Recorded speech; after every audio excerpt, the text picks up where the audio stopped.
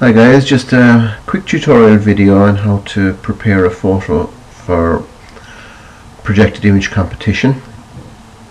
We'll do cropping, small bit of editing, and use the email tool to resize the picture for email. We'll select this picture. As you can see, we have some drop of water on the lens and a bit of dirt on the sensor. So the first thing I think I'll do is I will straighten this picture. So we'll go to the straightening tool here, use a line in the house there to see. Happy with that. We'll crop it and we'll see if we can crop out. I will say to 10 by 15, which is, even though it's not necessary for projected image, but for the sake of the exercise we'll use a 10 by 15 large print, which is our print size for our mouse. So I'll try and get in the whole house and get in the reflection and keep out the damage without having to do any healing. Now it's a little bit soft, so I'm going to sharpen it up in the image processing tab here. I'm going to sharpen. I'm happy enough with that. I'm going to apply that. I'm going to bring up the highlights of the house a bit, the highlights of the brighter areas of the picture, and the shadows, which just gives me, by bringing up highlights and shadows separately, you're controlling your contrast and try not to lose too much detail in the dark areas. So I'm pretty happy with that. We can play around with the color temperature sometimes to see. You can make the shot a lot cooler by going blue, or you can warm it up with some evening light, which can give it a bit of atmosphere. Now I think we have a fairly respectable shot. So now we must go to the tools. In order to email this, we must go to the email menu, and for projected image we'll stick with the 1600 pixels, seeing that that's the maximum resolution of our projector. We could also go 1200, 1024, all would work fine, but seeing this is the maximum resolution, we'll stick with it and we'll click OK.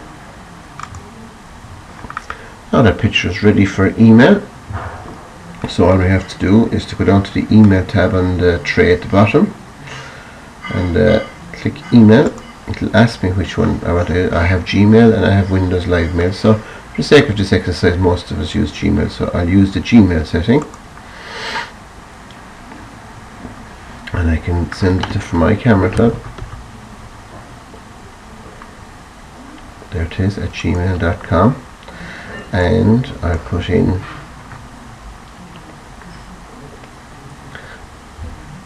George O'Keefe,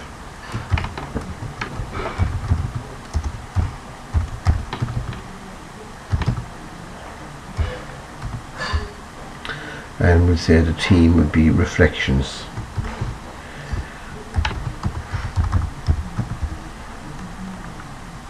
Entry.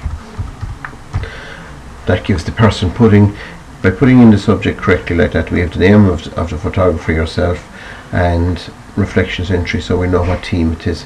Makes it simple for the person putting the slideshow together, and click send. And you can see the sending progress here. It's still quite a large file at 1600 pixels, so but it still doesn't take too long to send, and as soon as it's gone we'll have a look at that in a minute. Now at the moment that file has been sent at that size, but it's not saved to the hard drive. If you are happy with your finished product, you go back to library. I'll do that again. You go back to your libraries tab, which is all your photos, and you're in your, this is the Craig folder I call it, a walk in Craig. So now I must click save. Click save. That will create a backup folder that can only be seen in Windows, not in Picasa, but this file has been saved separately. So now you have the edited file and you have the original in a hidden folder in Windows.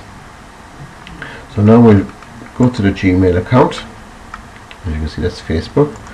So we'll go to the Gmail and we'll see that from my camera club received a photograph from George O'Keefe, There's an email from George O'Keefe, Reflections entry. Open it, and as you can see, perfectly sized image for our projected image reflections challenge.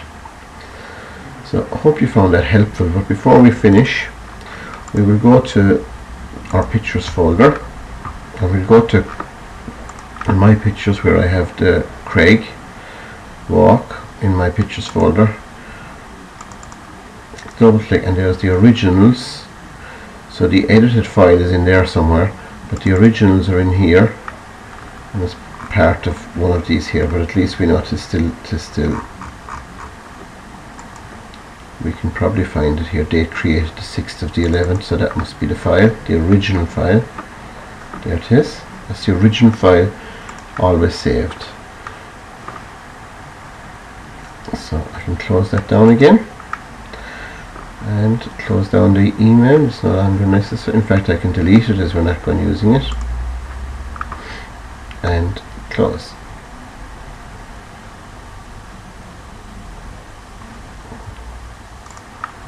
Now, so we're back here to our file, which is still the edited version, which is it. So hopefully you found that helpful, and hopefully we'll have many more of these to come. Thank you. Bye.